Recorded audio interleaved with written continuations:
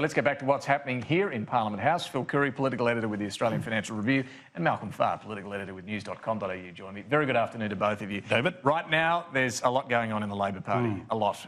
Phil, let's start with who's going to get some of these senior roles. Who's going to be Shadow Treasurer? Where's Richard Marles going to go? What's going on at the top there? I think you can hang your hat on Jim Chalmers is going to get Treasury. Everyone seems to be of that view. Bowen then ends up... He's going to move to a senior portfolio, but not a frontline economic job. So that's quite a step down. Well, or sideways and down a bit. But I think, you know, there's a realisation he can't stay in Treasury after the election. But at the same time, he's still, you know, going to be a senior contributor in something like industry or innovation or infrastructure or something like that. Gives him still a reasonable role in government and a bit of time to sort of reinvent himself and put some distance away. Marles, as I hear, is quite reliably he has deputy leader. He can choose his own portfolio and he wants foreign affairs, but I think there's a case of having to get that out of Penny Wong's hands, and it's I don't know what it's up to, but it was. She's very widely regarded in Labor, right? I mean, shoving her out of foreign affairs, and she's the Senate leader as well. Yeah, but she's not the deputy leader, and the deputy leader gets to take what they want. So, clearly there's sensitivities involved, and I don't know where that's up to. Probably, maybe, I don't know. The change, arm wrestle or something. Maybe the change we did see confirmed today, Malcolm, is Ed Husic bowing out for Christina Keneally. Now, the New South Wales right only gets so many spots. Yeah. But he's such a talent, Ed Husic. It's a shame to see him go. Yes, it's yet again the faction system proving that it can stuff things up at a glancing blow. It was interesting on two fronts. One is Ed Husic is a particularly capable front bencher, and he's relatively young, and his moment of full glory might be down the track a bit, but it's really sad that he's had to step down. Second point is Anthony Albanese made quite clear that he wanted Senator Keneally in the ministry. He was much less forthcoming about Bill Shorten. I noted that as well. We'll respect Bill, but he didn't go... Love him like a brother, and next question. Didn't go as far as he did with Christina Keneally. I want her on... So he's prepared to go in and fight on some areas. And there's a third point, really. We've got to remember that for the first time in probably 50 years, the right doesn't have a stranglehold on the party leadership. It's gone to the left. And that's pretty disturbing for the whole factional makeup, and probably why several factional headless chickens will be running around for weeks to come. Well, it's a good point, but also for the New South Wales right, which historically has been the dominant faction in the Labor Party. They now don't hold the leader, deputy leader, Senate leader. We'll see about deputy Senate leader, Shadow Treasurer. This is a bit of a wake-up call for the New South Wales right. Yeah, well, it is, and Albanese tells us he hasn't done any deals either, so he's not beholden to them. But at the same time, you know, if they want to sort of, they have backed him in for the leadership, so they came out early in support of him against Chris Bowen and Tanya Plibersek and others. So there is an element of not being beholden to them, but you know what I mean. I think with Husic, as Mal said, I think it's, factionalism is a good thing and a bad thing. This is an exhibit of being a bad thing. I mean, that guy should be on the up going into the cabinet. I mean, he's probably one of the only digitally literate people in the Parliament, let alone the Labor Party. I mean, think of the boxes he ticks, right? He's a terrific media performer. Yep, you're right. He's in that space. He can tell you what a fintech sandbox is, mate, and there's not a lot of people in this place who can say. He's from Western Sydney. He's, where Labor's struggled a bit at this election, lost Lindsay and so on. He's Muslim. I just think he can speak to... He's a digital native too. Correct. He gets the modern economy stuff probably better than most people in this building. And he's got a sense of humour. Not a lot of that around, No, there's not a lot of that around. Anyway, he may not be the only one who's out of the shadow ministry. Well, poor old Andrew Lee's going to get the heave-ho because he doesn't have a factional base. I mean, look, again...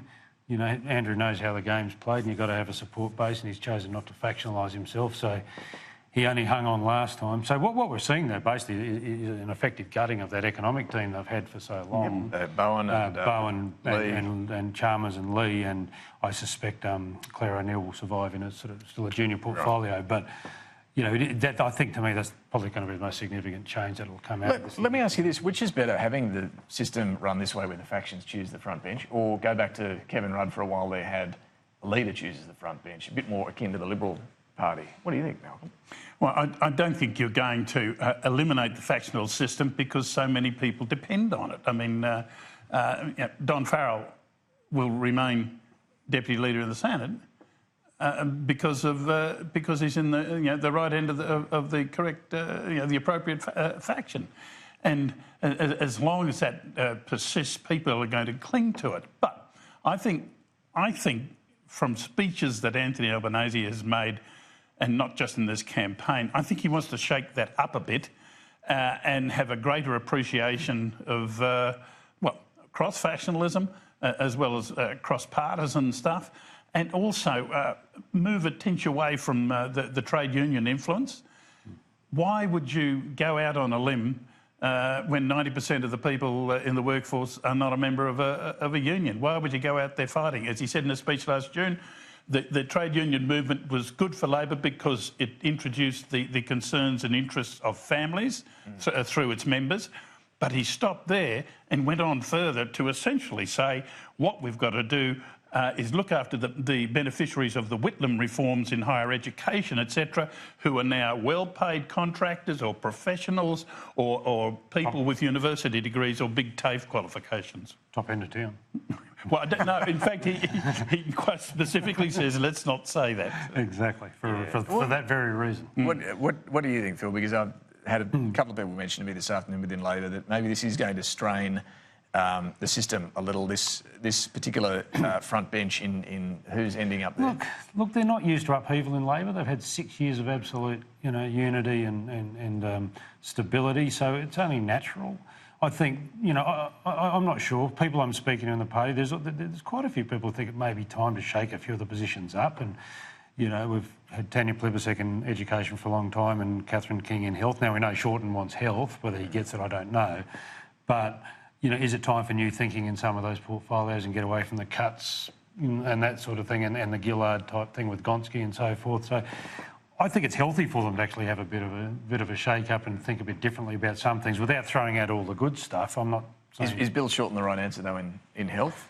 Oh, I don't know. I mean, who knows? I'm not really qualified, but he believes in that stuff. He likes the big social program. He does, and he did do a lot of the preliminary work to get the disability scheme up, so maybe a separate disability-angled portfolio. I don't know, but... it'd be so cruel to Catherine King, who spent most of the 5 weeks of the election campaign out of her electorate, spreading the Labor's news on health, and suddenly be told, thanks very much, see you later. On the government side, the swearing in today, despite the awful weather here in Canberra, they all had smiles on their face. Many of them, no doubt, did not think they would be there being sworn in today. The moment around Ken White was clearly the most significant standing ovation for him as he walked in and was sworn in, and the PM went out of his way to note the significance of this today, Phil. But do you think there's a need to manage expectations a little around all that he'll be able to deliver? Well, I think the constitutional recognition business is going to be, there'll be a lot of pressure on that. It's still going to be very difficult, though. Well, it is, but I mean, we've seen Albanese say already he's listed that as one of his priorities for bipartisanship to get that done. I think you might see a push from within the business community to get behind it as well. It reminds me a bit of same-sex marriage or climate change, where the Conservative part of the Parliament is the last one to get on board with it. So I suspect that there's going to be a bit of momentum behind that in coming weeks and months, and the goodwill towards Ken, especially from other Indigenous people, might turn into an expectation to deliver. So. But we've seen a glimpse on the other side. The IPA has come out saying we should not have a referendum that divides Australia on racial grounds. What? Hang on.